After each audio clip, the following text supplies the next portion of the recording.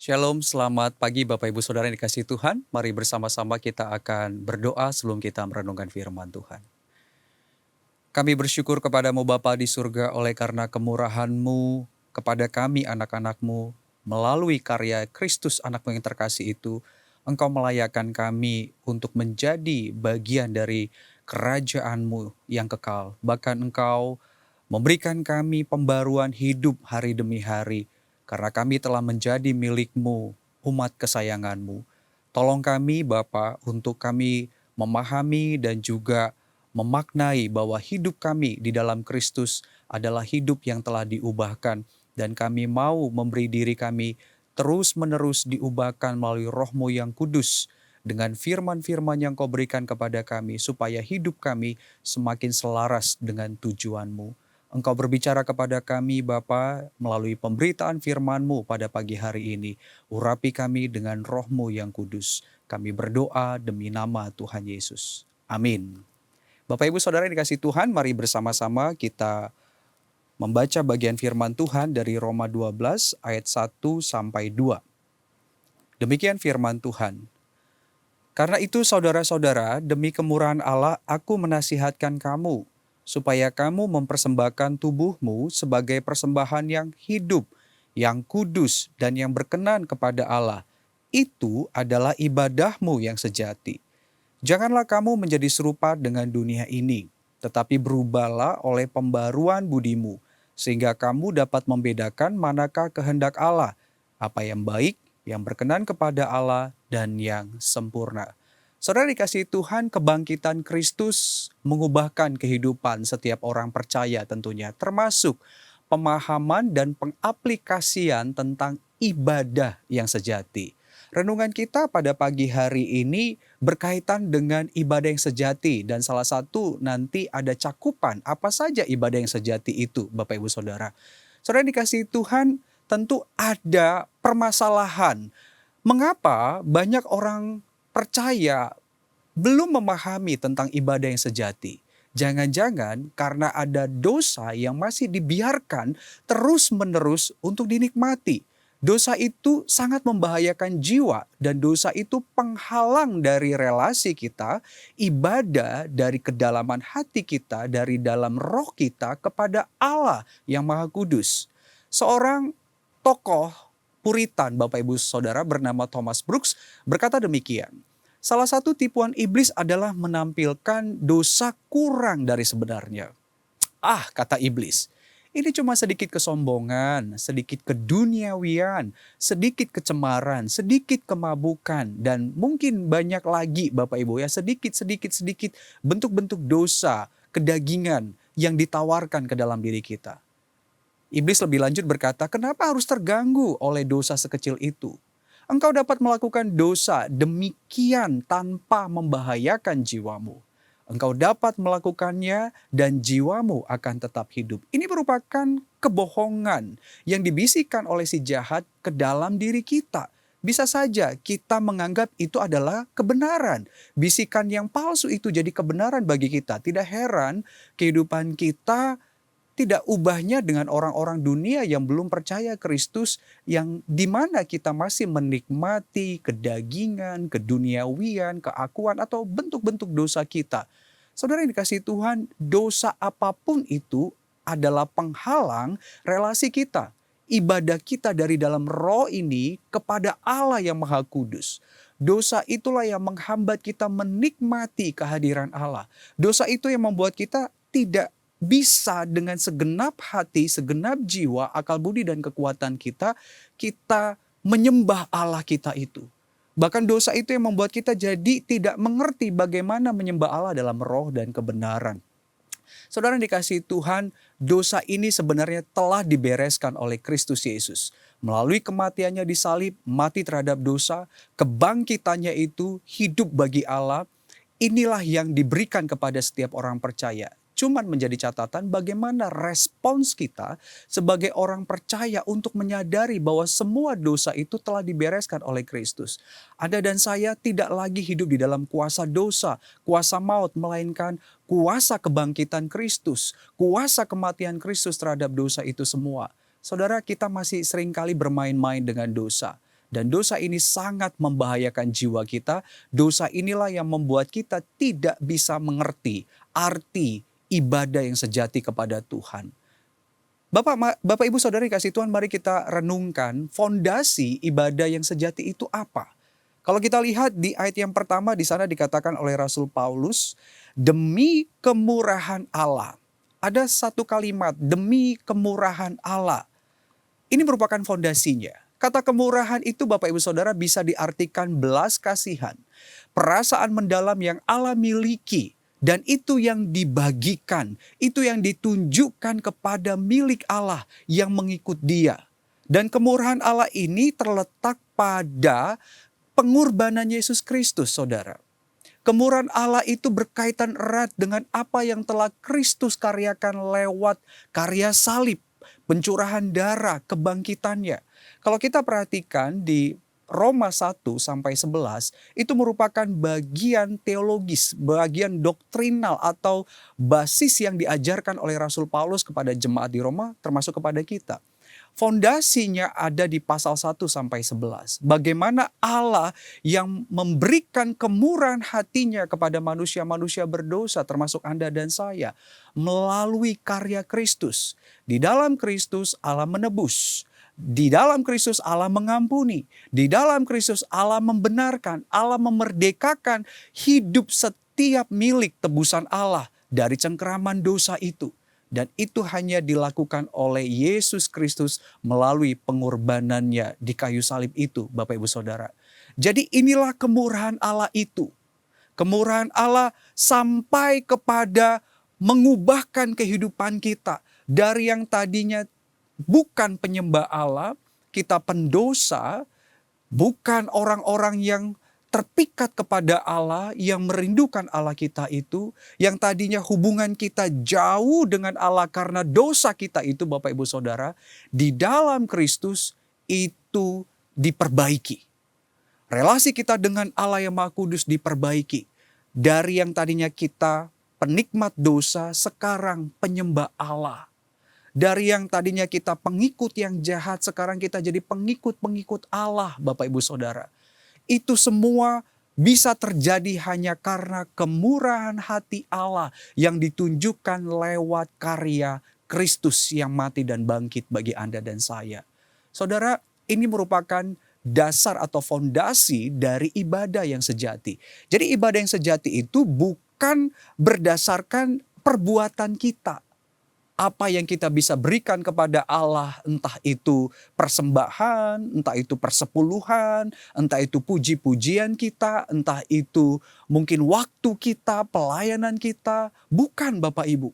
Ibadah yang sejati selalu berdasarkan pada perbuatan Allah, kemurahan hati Allah yang ditunjukkan lewat karya Yesus Kristus. Karena Kristuslah yang mampu menjembatani kembali antara relasi kita dengan Allah yang Maha Kudus. Kita diperdamaikan dengan Allah yang Maha Kudus itu. Dipersatukan kembali dengan Allah yang Maha Kudus. Saudara yang dikasihi Tuhan, di dalam Ibrani 9 ayat 14 di sana dikatakan, betapa lebihnya darah Kristus yang oleh Roh yang kekal telah mempersembahkan dirinya sendiri kepada Allah sebagai persembahan yang tak bercacat. Akan menyucikan hati nurani kita dari perbuatan-perbuatan yang sia-sia. Supaya apa Bapak Ibu Saudara? Kita dapat beribadah kepada Allah yang hidup. Ya, ini menjadi ayat tambahan dari renungan kita pagi hari ini. Jadi jelas sekali Bapak Ibu Saudara, oleh darah Kristus itu, persembahan yang tak bercacat itu, inilah fondasi kita bisa kembali beribadah kepada Allah. Beribadah di sini bukan bicara ritual tiap minggunya Bapak Ibu Saudara, tapi beribadah itu dari dalam hati, dari dalam roh yang tunduk, yang takut akan Tuhan, yang hormat kepada Dia, yang mau taat kepada Dia. Kita bisa akhirnya melakoni hal-hal tersebut karena ada darah Kristus, darah yang tak bercacat yang diterima oleh Allah ini Bapak Ibu Saudara, sebagai jembatan kita dibawa kembali kepada Allah. Kita menjadi milik Allah, bahkan penyembah-penyembah Allah. Inilah fondasi kita untuk beribadah kepada Allah. Jadi dasar ibadah sejati jelas karena kemurahan hati Allah di dalam dan hanya melalui pengorbanan Kristus Yesus. Bukan pada perbuatan-perbuatan kita, saudara. Jadi kalau kita merasa diri bangga bisa melakukan ritual-ritual ibadah kita secara komunal atau secara personal, Bapak Ibu Saudara, kita merasa bahwa Allah wajib untuk memberkati kita, wajib untuk mendengarkan bahkan menjawab doa-doa kita karena kita sudah melakukan ritual-ritual ibadah kita itu. Anda dan saya perlu bertobat. Karena apa, Bapak Ibu Saudara? Hanya darah yang kudus, yang tak bercacat. Hanya perbuatan dari Kristus Anak Allah yang maha suci itu. Itulah yang menjadi dasar Anda dan saya bisa diterima oleh Allah. Anda dan saya didengarkan oleh Allah. Anda dan saya diampuni, bahkan diberkati, bahkan dipelihara kekal hidup kita. Hanya oleh karena Kristus, bukan karena kita, Bapak Ibu Saudara. Jadi Anda dan saya tidak boleh bermegah. Benar apa kata Rasul Paulus dalam Efesus 2 ayat 8 sampai 10. Jangan seorang pun bermegah, Bapak Ibu. Karena apa? Bukan karena kita, tapi karena Allah yang bermurah hati di dalam Kristus Yesus. Ini merupakan pembukaan dari renungan kita. Sekali lagi, fondasi itu penting, Bapak Ibu. Seperti kita membangun rumah. Membangun satu bangunan, fondasi itu teramat penting. Kalau fondasinya tidak dalam, Bapak Ibu, maka bangunan itu mudah goyah, mudah rubuh. Fondasi itu harus dalam. Dan fondasi yang dalam, ya, ketika kita merenungkan tentang ibadah yang sesungguhnya itu, hanya ada di dalam Kristus Yesus. Bukan pada perbuatan-perbuatan kita. Jadi kalau kita masih bermegah atas perbuatan kita, bertobatlah di hadapan Allah. Anda dan saya ternyata palsu dalam memahami ibadah itu. Ibadah yang sesungguhnya hanya bisa terjadi karena Kristus yang telah mati dan bangkit bagi kita. Yang kedua, Bapak Ibu Saudara, dalam ibadah yang sejati itu selain ada fondasi, ada juga pilar. Sama seperti sebuah bangunan ataupun rumah, Bapak Ibu. Ada fondasi, ada kerangka-kerangkanya, ada pilar-pilar bangunan. Supaya rumah atau bangunan itu bisa berdiri kokoh. Tentunya perlu yang namanya pilar, saudara. Inilah yang disampaikan oleh Rasul Paulus. Pilar atau cakupan ibadah yang sejati itu. Di ayat yang pertama, masih di ayat yang pertama. Supaya kamu mempersembahkan tubuhmu. Ya, tentu tubuh yang di sini dimaksudkan oleh Rasul Paulus tubuh yang didiami oleh roh kita. Tubuh yang di dalamnya ada roh kita atau jiwa kita itu, Bapak Ibu Saudara. Tentu roh atau jiwa kita yang telah diperbarui oleh roh kebenaran, roh kudus, roh Kristus itu, saudara. Roh yang dimana bekerja tiap-tiap hari, tiap-tiap waktu, dalam tiap keadaan dalam roh kita. Supaya kita itu terus menerus mengalami yang namanya kebenaran, pengudusan. Ya, supaya kita semakin serupa Kristus. Itulah roh kebenaran yang terus bekerja dalam tubuh kita ini, saudara. Di sana dikatakan supaya kamu mempersembahkan tubuhmu sebagai persembahan yang hidup. Apalagi yang kudus dan yang berkenan kepada Allah. Setidaknya dari ayat ini ada 3 pilar ibadah yang sejati, saudara.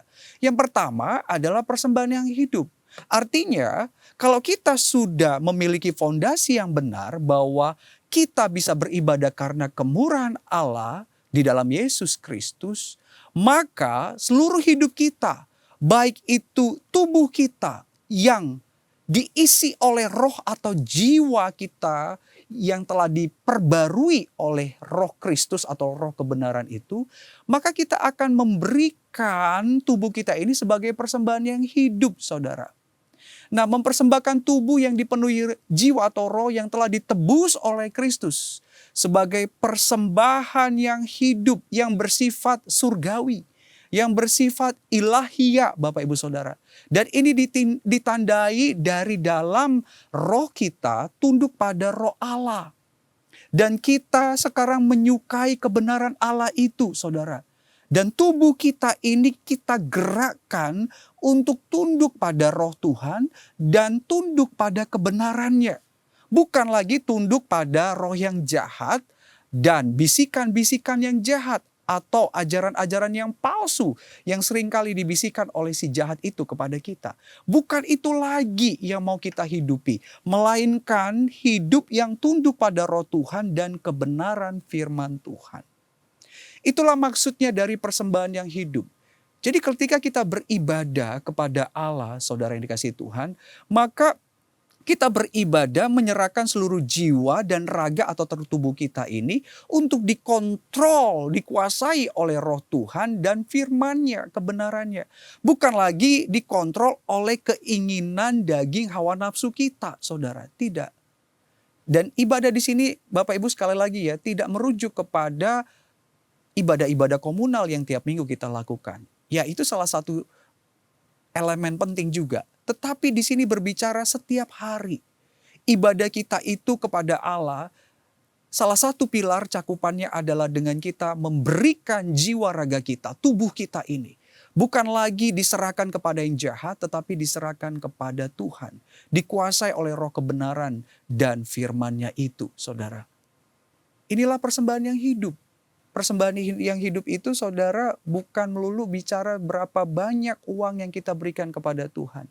Ya, kalau kita memberikannya itu dengan roh yang tunduk pada Tuhan, berdasarkan firman yang kita taati, puji Tuhan, itu menjadi berkat yang indah tentunya. Tapi kalau kita memberikannya dengan kesombongan, merasa pantas memberikannya, bukan berdasarkan pada roh yang tunduk pada Tuhan, bukan mengikuti kebenaran Tuhan, yaitu menjadi satu kepalsuan, persembahan yang palsu tentunya. Persembahan yang mati, bukan persembahan yang hidup, saudara yang dikasihi Tuhan. Jadi ini penting sekali untuk kita pahami. Ketika kita merenungkan tentang persembahan yang hidup, maka ini berkaitan sekali dari dalam roh atau jiwa kita yang tunduk hormat kepada roh kebenaran. Menaati firman-Nya dari dalam hati kita, dan itu berdampak pada tubuh kita, raga kita. Bagaimana mata kita berikan kepada pandangan-pandangan yang baik. Bukan tontonan-tontonan yang sembrono lagi, saudara. Bagaimana mulut kita ini kita gunakan untuk banyak mengucapkan berkat, untuk banyak mengucapkan pujian kepada Allah kita, dan bukan memaki, apalagi menggosipkan orang, mengejek orang, merendahkan sesama kita. Tangan kita gunakan untuk banyak menolong orang, bukan untuk memukuli orang. Kaki kita gunakan untuk pergi menjangkau orang, untuk pergi mengajari orang, untuk pergi untuk mengerjakan hal-hal yang membangun sesama kita. Bukan pergi ke tempat-tempat yang justru membahayakan jiwa kita. Dan masih banyak lagi, saudara. Seluruh tubuh kita ini ketika digerakkan oleh roh yang tunduk kepada roh Tuhan dan firman, akan menjadi persembahan yang hidup, saudara. Ini makna yang pertama dari persembahan yang hidup. Dan ini merupakan juga cakupan atau pilar dari ibadah yang sejati. Yang kedua adalah dalam pilar atau cakupan ibadah sejati, tubuh kita ini yang diisi oleh roh yang diperbarui oleh Roh Kudus, roh Tuhan itu menjadi persembahan yang kudus. Mempersembahkan tubuh kita ini menjadi persembahan yang kudus. Kata kudus ini, Bapak Ibu Saudara, diartikan berbeda atau terpisah dari dunia dan dikhususkan bagi Allah. Ya, kematian Kristus terhadap dosa, kebangkitannya untuk hidup bagi Allah, membawa Anda dan saya sekarang terpisah dari dunia, bukan? Meski kita masih ada di dalam dunia, tapi kita tidak lagi sama dengan dunia. Kita tidak bisa lagi sama atau serupa dengan dunia ini, melainkan kita dikhususkan bagi Allah. Cara berpikir kita, cara merasakan kita, cara kita bertindak, itu sudah berbeda dengan dunia ini. Kita akan semakin serupa dengan Kristus, mengikuti cara surgawi, Bapak Ibu Saudara. Itulah artinya kita dikhususkan bagi Allah. Kita menjadi pribadi-pribadi yang kudus, dipisahkan dari dunia dan dikhususkan bagi Allah. Dan hal-hal ini ditandai dengan kesukaan dari dalam hati kita mengenai hal-hal yang suci, hal-hal yang mulia, hal-hal yang kudus, bukan lagi hal-hal yang cemar. Anda dan saya tidak bisa lagi mencintai yang cemar itu, saudara. Kalau kita sudah menjadi milik Allah dan kita menjadi bagian dari warga kerajaan Allah, Anda dan saya itu akan terus diproses, dibentuk oleh Roh Kudus, Roh kebenaran itu, untuk mempersembahkan tubuh kita menjadi persembahan yang kudus. Dengan bukti nyatanya kita tidak lagi suka pada yang kotor, yang cemar itu Bapak Ibu Saudara. Kita tidak akan lagi membiarkan tubuh kita ini untuk memuaskan hawa nafsu kedagingan kita. Untuk memuaskan kejahatan-kejahatan yang dulu mungkin kita nikmati saudara. Anda dan saya akan menggunakan tubuh kita ini untuk hal-hal yang mulia, hal-hal yang suci. Memang perlu penyangkalan diri di situ. Perlu untuk memikul salib atau mematikan semua keinginan yang cemar itu. Anda dan saya memang akan berjuang terus, tapi ingat, kita didiami oleh Roh kebenaran, Roh Kudus yang akan menolong kita, menyertai kita saudara yang dikasihi Tuhan. Jadi inilah yang menjadi bagian penting untuk kita pahami bahwa pilar cakupan yang kedua dari ibadah yang sejati, kita persembahkan seluruh hidup kita termasuk tubuh kita untuk hal-hal yang dikhususkan bagi Allah. Itulah hal yang kudus. Kalau dunia ini menganggap kecemaran itu adalah kebenaran. Tapi bagi kita sekarang, kecemaran itu adalah kejahatan di mata Tuhan. Dan itu bukan kebenaran. Kebenarannya adalah kita mengikuti Tuhan. Mengikuti kekudusannya Tuhan itu dalam diri kita. Meski untuk itu kita akan menyangkali manusia lama kita. Manusia yang cemar itu saudara. Tiap hari kita akan sangkali. Tapi roh kebenaran memberikan kita kekuatan dan topangannya. Yang ketiga Bapak Ibu, cakupan atau pilar ibadah yang sejati adalah bagaimana kita mempersembahkan tubuh kita ini sebagai persembahan yang berkenan kepada Allah. Berkenan di sini bisa diartikan memuaskan, menyenangkan karena sepenuhnya dapat diterima oleh Allah. Memang betul Bapak Ibu Saudara, bukan kita yang pertama-tama bisa menyenangkan Allah, memuaskan keadilan kekudusan Allah itu. Hanya Kristus Yesus, anaknya yang maha kudus itulah yang sempurna, memuaskan, menyenangkan hati Allah. Keadilannya, kekudusannya itu saudara. Nah sekarang kita di dalam Kristus. Kristus di dalam kita dan kita di dalam Dia. Terjadi kesatuan antara kita dengan Kristus. Karena Kristus ada di dalam kita, maka kita ini bisa diterima oleh Allah kita itu. Kita bisa untuk dirangkulnya, bahkan dijadikan sebagai anak-anak kekasihnya. Kita ini dikasihi oleh Allah karena ada Yesus Kristus di dalam diri kita saudara. Nah karena Kristus ada di dalam kita dan kita di dalamnya, maka dari dalam hati kita itu akan selalu rindu untuk memberikan hidup kita sebagai persembahan yang memperkenankan hati Allah. Kita tidak lagi mau sama dengan dunia ini. Kita tidak lagi mau bermain-main dengan dunia, dengan segala kejahatan yang dulu mungkin kita nikmati. Melainkan kita sekarang rindu serupa Yesus yang memberikan hal-hal yang suci itu. Hal-hal yang indah, yang mulia, yang membuat Allah itu bersuka tentunya saudara. Serupa Yesus. Kristus ada di dalam kita dan kita dimampukan untuk melakukan itu. Saudara yang dikasihi Tuhan. Dan persembahan yang berkenan kepada Allah ini adalah hati yang hancur, hati yang tunduk, hati yang patah, jiwa yang hancur itu. Kalau kita bandingkan dengan Mazmur 51 ayat 19. Bukan kita lagi sebagai pengendali kehidupan kita, melainkan Allah kita itu. Seperti pemazmur ketika dia jatuh ke dalam dosa, dia sadar, dia sombong di hadapan Allah. Dia sadar akan dosanya karena dia merasa dirinya lah sebagai pengendali hidupnya. Ternyata dia tidak bisa mengendalikan hidupnya untuk melakukan yang benar, melainkan dia melakukan yang salah. Ketika dia ditegur dan dia meresponi teguran Tuhan itu, dia datang dengan jiwa yang hancur, hati yang patah dan remuk. Dia menyadari akan keberdosaannya dan dia menyadari bahwa ada Allah yang Maha Kudus yang sanggup untuk memperkenankannya kembali di hadapan Allah itu. Ada Allah yang sanggup mengampuni dia, mengasihi dia dan menebus dia. Dari pengalaman itu seorang pemazmur semakin hari semakin tunduk kepada Allah. Dia bukan lagi sebagai pengendali Tuhan atas hidupnya, tapi Allah itu sendiri sebagai Tuhannya, sebagai penguasa pengendali hidupnya. Dan kepada Allah yang murah hati itu dia mau tunduk. Persembahan yang berkenan kepada Allah. Tubuh kita, kalau mau dipersembahkan menjadi persembahan yang berkenan kepada Allah, maka kita harus siap menundukkan tubuh kita ini kepada Allah. Bukan lagi pada diri kita. Bukan kita sebagai pengendalinya, tetapi Tuhan Allah kita itu. Ketika Tuhan Allah menginginkan kita untuk tidak melakukan hal yang cemar, mari tunduklah kepada Dia. Kalau Dia pengendali hidup kita, tunduklah. Tunduklah. Kalau kita tunduk dan kita taat, itu persembahan yang berkenan kepada Allah. Dan Allah senang dengan hal itu. Dan itu merupakan bagian di mana kita sedang menghidupi gaya hidup Yesus yang tunduk kepada Bapa, yang dia mengikuti kehendak Bapa itu. Saudara yang dikasihi Tuhan, inilah setidaknya 3 cakupan atau 3 pilar dari ibadah yang sejati. Ada fondasi, ada pilar. Di dalam satu tulisan Life Application Study Bible dikatakan Allah ingin agar kita memberikan diri kita bukan binatang sebagai persembahan yang hidup. Dengan setiap hari mengesampingkan keinginan-keinginan pribadi kita untuk mengikut Dia.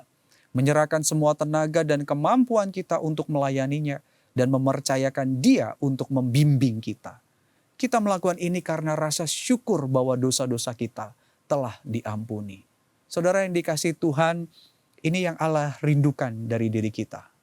Kalau kita sudah di dalam Kristus, Kristus di dalam kita, maka kita akan memberikan jiwa raga kita sebagai persembahan yang hidup, persembahan yang kudus, yang berkenan kepada Allah.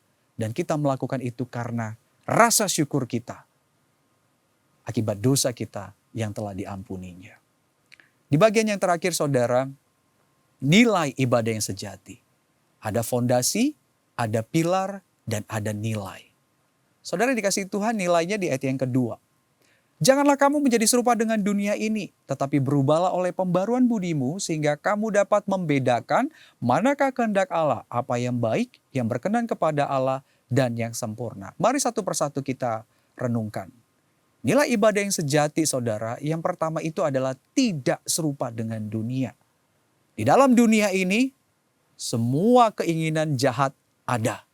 Egois, angkuh, tamak, cabul, keras kepala, dendam, benci, dengki, iri hati, masih banyak lagi saudara. Dunia ini menggambarkan dosa. Dunia ini menggambarkan musuh Allah saudara.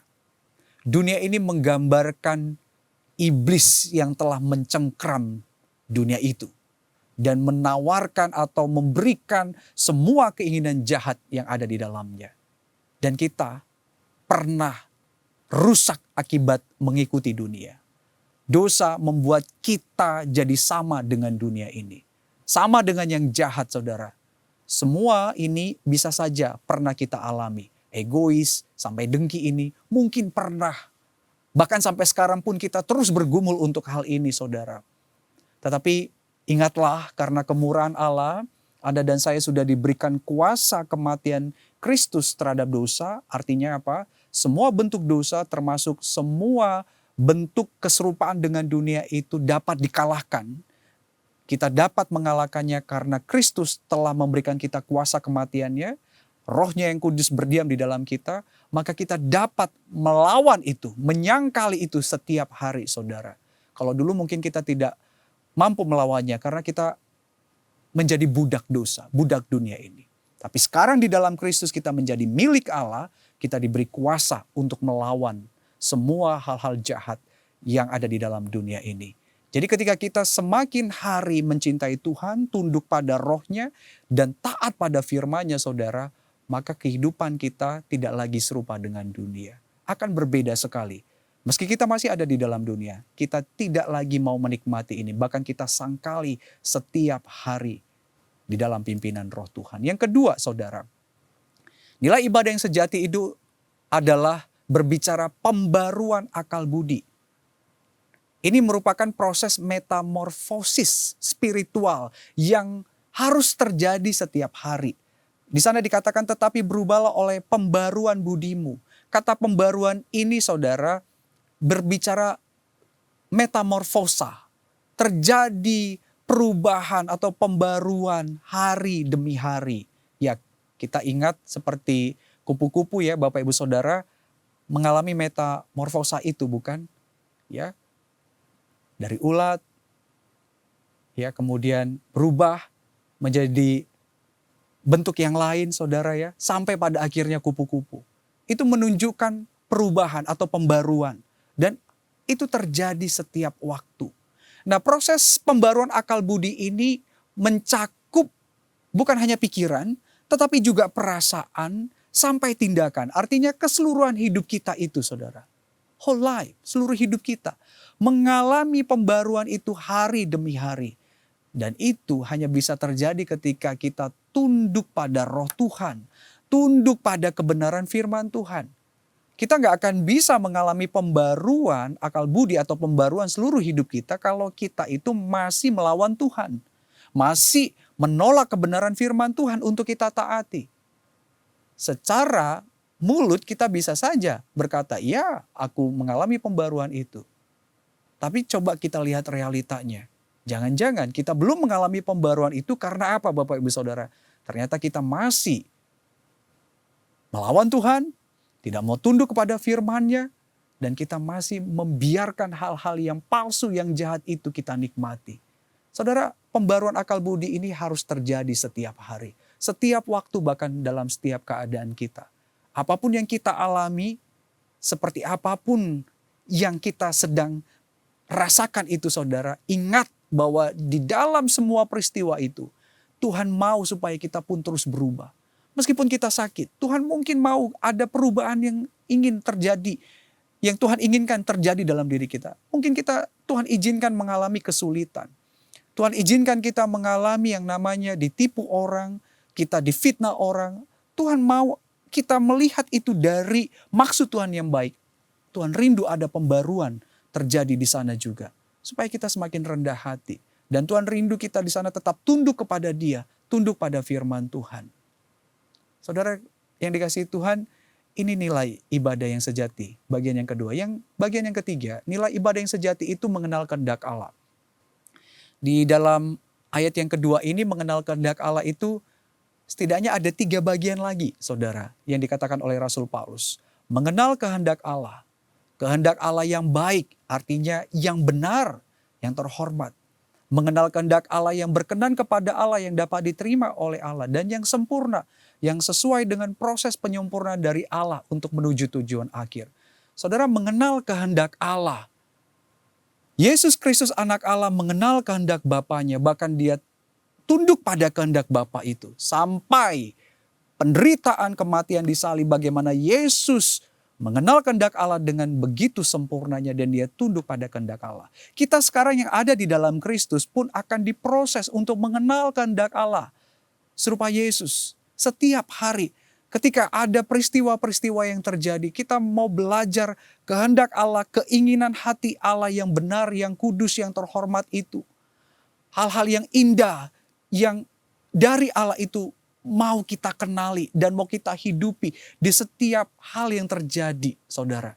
Entah kita sakit, entah kita susah, entah kita mengalami penganiayaan, entah kita mungkin sedang disakiti oleh orang lain. Kita di sana belajar mengenal kehendak Allah. Tuhan, apa maumu? Apa yang menjadi kehendakmu ketika aku mengalami ini semua?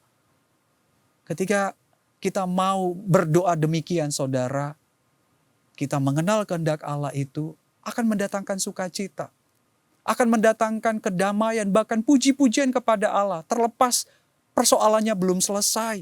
Sakit kita belum sembuh, permasalahan kita belum kunjung tiba solusinya. Tetapi dari dalam hati kita yang mau mengenal kehendak Allah dan tunduk pada kehendak-Nya, membuat kita akan memuji Tuhan, hati kita jauh lebih tenang dan damai. Dan kita tetap bisa menikmati Tuhan di sana. Di dalam tulisan John Stott, Bapak Ibu, The Radical Disciple, bicara tentang tujuan Allah. Ya. Kehendak Allah itu salah satunya berkaitan dengan tujuannya yang sempurna. Tujuan Allah yang sempurna itu, saudara, setidaknya dalam tulisan John Stott ini mencakup 3 hal. Tujuan yang kekal. Bagaimana dari sejak kekekalan Allah telah menentukan kita menjadi miliknya. Kita belum lahir pun Kita belum ada di muka bumi ini, Allah sudah menentukan kita di dalam Kristus untuk menjadi milik kesayangannya. Ini harusnya yang kita pahami. Yang kedua, tujuan dalam sejarah. Ketika kita sudah ada di dalam muka bumi ini, sejarah kehidupan kita, bagaimana kita ditransformasi, diubahkan, diperbarui terus-menerus oleh Roh Kudus. Allah menyediakan rohnya untuk menolong kita mengalami pentransformasian itu, supaya kita tidak lagi serupa dengan dunia. Dan tujuan eskatologis, kita akan menjadi serupa dengan Allah. Serupa dengan Kristus anak Allah. Itu merupakan tujuan akhir Allah bagi umatnya. Saudara yang dikasihi Tuhan, inilah kehendak Allah yang sempurna itu. Dia memberikan tujuan yang sempurna, kehendak yang sempurna supaya kita terus menyadari kita ini sudah menjadi miliknya. Kita ini terus ditransformasi oleh rohnya yang kudus. Bahkan sampai pada akhirnya kita itu akan menjadi serupa dengan dia. Saudara yang kasih Tuhan, betapa luar biasanya bukan karya Allah kita itu. Sampai untuk urusan kita berubah pun Allah itu selalu menyertai kita melalui rohnya. Bahkan untuk urusan yang akan datang pun Allah itu sudah memberikannya kepada kita melalui Yesus Kristus. Dan kita diberikan anugerah untuk nanti serupa dengan dia di dalam kesempurnaan, di dalam penyempurnaan yang akan datang itu. Saudara yang dikasihi Tuhan, bagaimana membuat acar? Ada satu buku yang saya baca, membuat acar supaya semakin enak harusnya selama 6 minggu. Ya, timun maupun wortel itu direndam atau dicampurkan dengan cuka itu ya saudara. Selama 6 minggu. Artinya semakin meresap, semakin meresap, semakin meresap. Untuk kita mengalami pembaruan hidup. Kita terus mau mengalami nilai ibadah yang sejati itu saudara. Mengalami pilar yang sejati, ibadah yang sejati itu. Sebagai murid-murid Kristus kita perlu apa? Menyerap kehidupan Yesus. Menyerap kehidupan Kristus melalui setiap proses. Seperti acar tadi. Perlu adanya proses dan itu tidak dalam waktu yang pendek. Dan kita pun sedang menyerap kehidupan Kristus hari demi hari, waktu demi waktu, melalui setiap peristiwa yang terjadi. Apapun yang sedang kita alami saudara, seraplah kehidupan Kristus itu untuk kita mengerti kehendak Allah dan pada akhirnya kita memuji Allah kita itu. Dan itu mendatangkan kebaikan bagi kita. Dan yang akan terlihat dari hidup kita bukan lagi hidup kita yang lama, melainkan Kristus yang ada di dalam kita. Inilah ibadah yang sejati. Ada fondasi, ada pilar, dan ada nilai. Sebagai pertanyaan perenungan bagi kita, apa kaitan ibadah sejati dengan perubahan hidup kita setiap hari? Dan yang kedua, dosa-dosa apa saja yang harus kita salibkan atau matikan untuk supaya kita mengalami pembaruan hidup serupa Kristus setiap hari? Renungkanlah. Mari kita berdoa. Kami bersyukur kepadamu Bapa, terima kasih untuk firman-Mu yang menyapa kami pada hari ini. Tolong kami supaya sebagai anak-anak-Mu, murid-murid Kristus, kami memiliki fondasi ibadah yang benar. Kami mengerti akan pilar ibadah yang sejati itu. Bahwa seluruh hidup kami termasuk tubuh kami ini menjadi persembahan yang hidup. Persembahan yang kudus yang memperkenankan Engkau karena Yesus anak-Mu. Dan kami mengerti di dalam ibadah itu ada nilai yang sejati. Nilai kami tidak lagi serupa dengan dunia. Kami diubahkan terus-menerus oleh Roh-Mu. Bahkan kami diberikan pengenalan akan kehendak-Mu yang kudus, yang benar, yang mulia itu. Tolong kami anak-anak-Mu ini ya Bapa.